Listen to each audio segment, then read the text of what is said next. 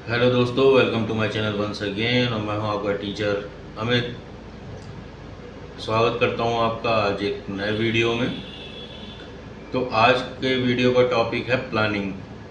तो आज की वीडियो में प्लानिंग को कंप्लीट करेंगे, जो कि आपके class 12, 11 ICSE and CBSE boards में एक मेन टॉपिक है। और टीजीटी की प्रिपरेशन करने वाले, पीजीटी की प्रिपरेशन करने वालों के लिए भी बहुत ही इम्पोर्टेंट टॉपिक है। चलिए ज़्यादा वक्त ना लेते हुए चालू करते हैं आज का video. Meaning of planning. Planning क्या है कि जब हम किसी भी काम को करने से पहले उसकी जो रणनीति तैयार करते हैं वो होती है प्लानिंग।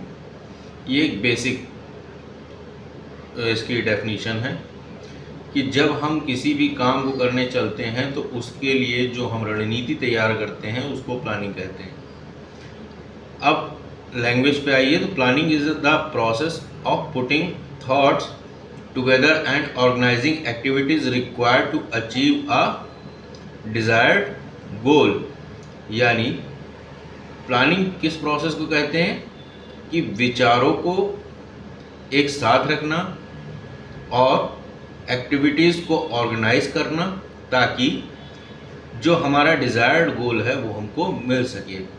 फिर से एक बार समझिए।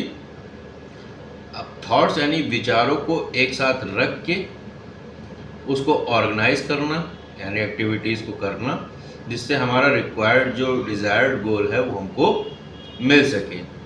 कई सारी डेफिनेशंस दी हुई हैं। जो मेन है definition, Allen, a plan is a trap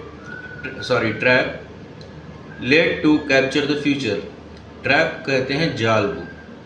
plan एक ऐसा जाल है जिससे हम अपने फ्यूचर को कैप्चर कर सकते हैं, फ्यूचर को अचीव कर सकते हैं।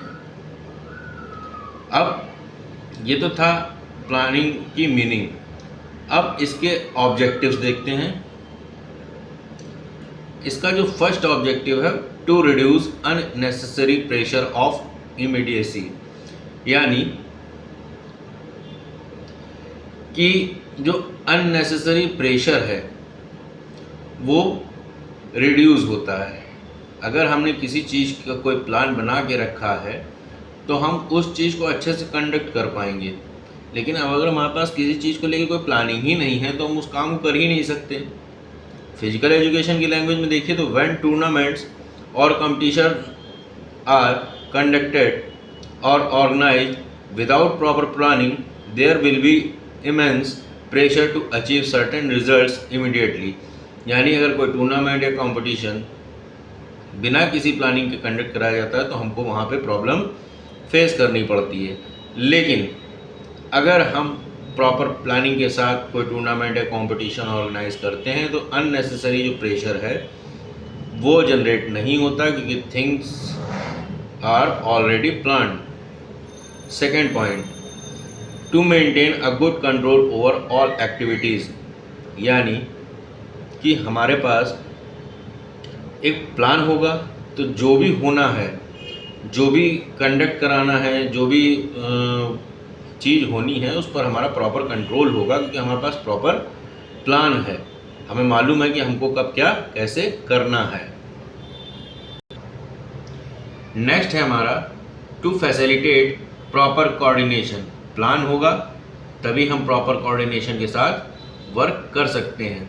This objective of planning is related to facilitate proper coordination among the various members of committees which are formed for organizing the competition smoothly।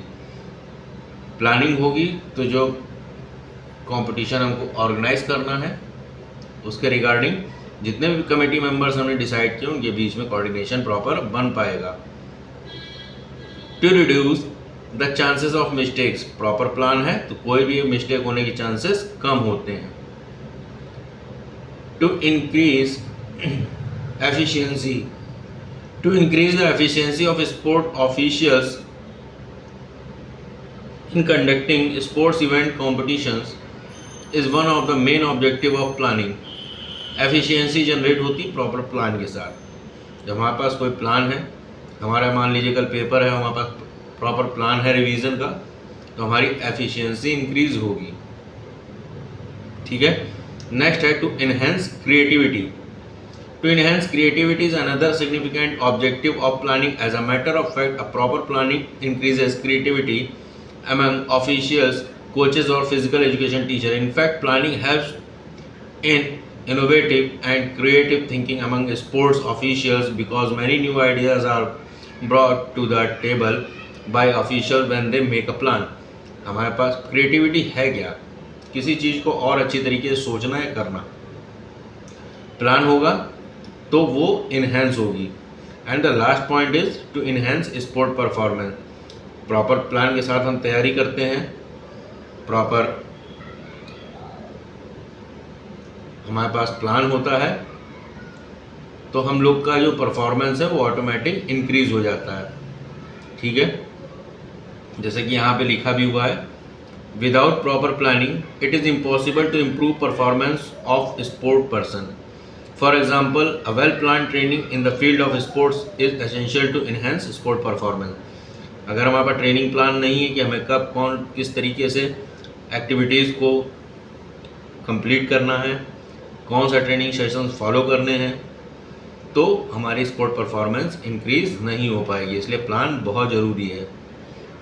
तो दोस्तों, ये था प्लानिंग एंड उसके ऑब्जेक्टिव्स। आज के वीडियो के लिए ये टॉपिक मैंने कंप्लीट कर दिया है। इसके बाद वाले वीडियो में पढ़ेंगे various committees and their responsibilities pre, during and post, जो कि ये है।